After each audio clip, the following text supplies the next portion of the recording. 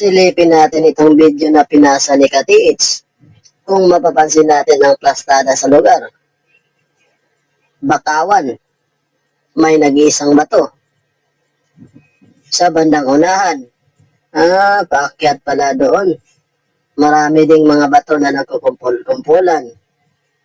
Pero para sa akin, pag ganitong klaseng mga sign, alatadong hinati ang isang bato.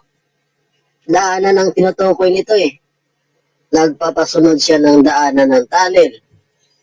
Kung saan siya nakaharap, iyon ang sundan. At pagdating sa unahan, magbibigay talaga yan ng mga counter sign sa bandang yan. Oh. Nandyan yung counter sign niya. May parang plat pa doon. Tignan muna natin ang video ito, baka makitaan natin ng mga on-the-spot target tulad ng mga giveaway deposit. Ayan, klarong-klaro talaga na in-engrave or inokit. Pero ang pinaka-mother sign yung nag-iisang bato, tunnel lang tinutukoy nun eh. May sinasabi siyang daanan ng tunnel, papasok dyan sa bundok niyan. Para ba itong hugis barko? Ayan siya. Tuloy muna natin ang video. Balikan na lang natin ito mamaya.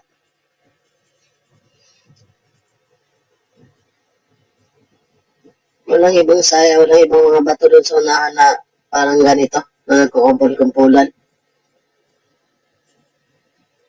Alatado talagang naka-engrave.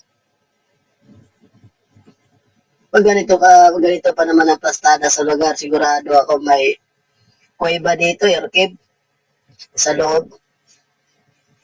Arrowhead malaking arrowhead bangga dito sa paanan niya. Bakawan dagat na pala doon. Marami pa namang mga banak pag mga ganitong klaseng lugar. Pag high tide, napasukan ito ng mga banak eh.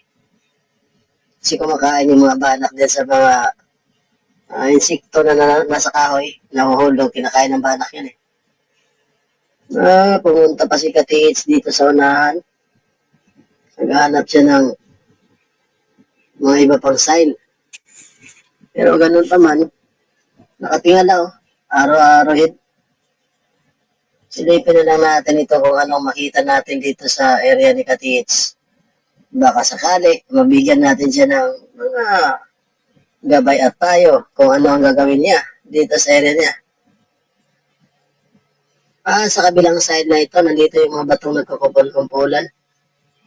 Pero sa kabilang side, wala.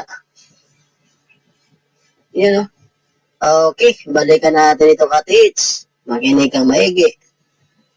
Ang ganitong klaseng mga sign na hinating bato. Ayun Ulitin ko ulit. Daanan. Ito yung sinasabi ng iba na passageway. Kung saan siya nakaharap. Papunta sa direksyon na yan. Nandyan yung tinutukoy niyang daanan ng tunnel sa area niyan sa unahan, banda dyan.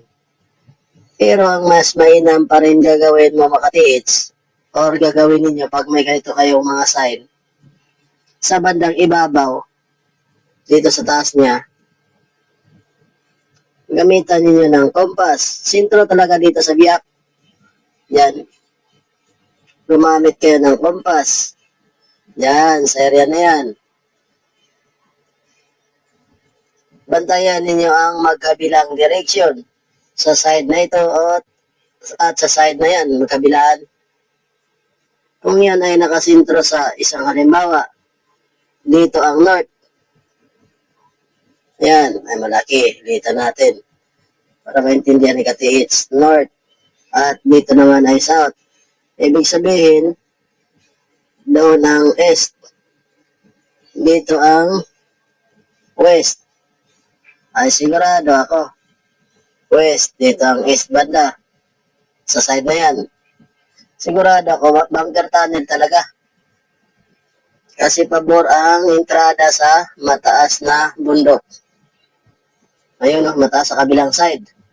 Ibig sabihin, malaki ang deposito sa lugar dahil bunker tunnel o di kaya long tunnel. Nagdidepende pa yan sa ibang mga sign na nasa paligid pagdating dyan sa unahan. Kung anong klase ang tunnel na tatahaki ni Katits. Pero mapapansin din natin dito, banda, maraming mga engrave dyan o pagkaukit. Meron pa nakaukit dito sa parang paa. Putol na paa. Dito ang direksyon yan eh. Hanapin muna natin ah. Ayun. Diyan, nagpapasunod pa yan sa area na yan dito banda sa kabila. Meron din dito sa kabila oh. Kaliwat kanan. Pero maganda pa rin, mas mainam kung pasan pa rin ni Katits dito. Kasi kung naka-north dyan, sakto doon, naka-north, hindi lang nag-isang target sa area. Isa, meron pa rin dito, naka-south. Meron pa siyang tinatukoy na ibang target sa unahan na yun, hindi magalayo ng 50 to 70 meters. Maghanap ng counter sign sa unahan. Sus, napagandang sign doon banda yan sa paliko. At dito naman tayo.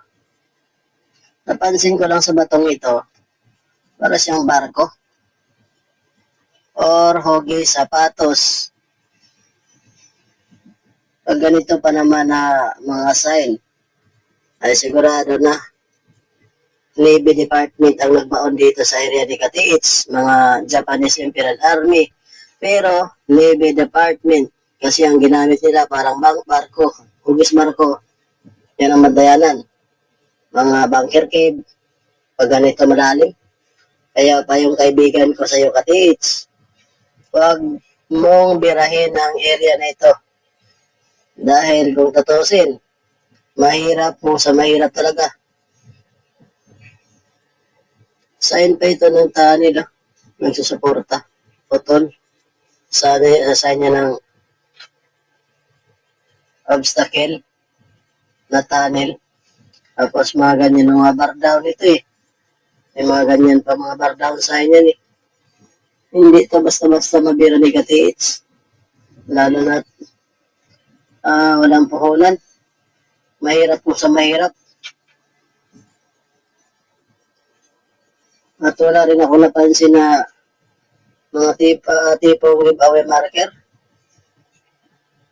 On the spot sign. Mayroon ito lang, ito lang Katits oh. Napansin ko. Ito lang sa gilid. Linisan mo yan sa ilalim, hanapin mo yung butas o kaya mga arrow sign kasi nagre-replica na ito ng pointing out weld eh. Yan, malapad. Sign niya ng pointing out weld na nagbibigay makasakali. Direct deposit yan sa loob ng tunnel. Mga palagay natin mga 30 meters, 40 meters, 25 meters. Papasok sa loob ng bundok. Magdidepende yan sa ano eh. Supporting sign dito kung ano nakalagay sa kanya. Kung nakalagay yan diyan na mga arrow sign na nagtuturo sa kabilang bato na nagkumpul-kumpulan o na kaya butas nagtuturo sa kabilang side.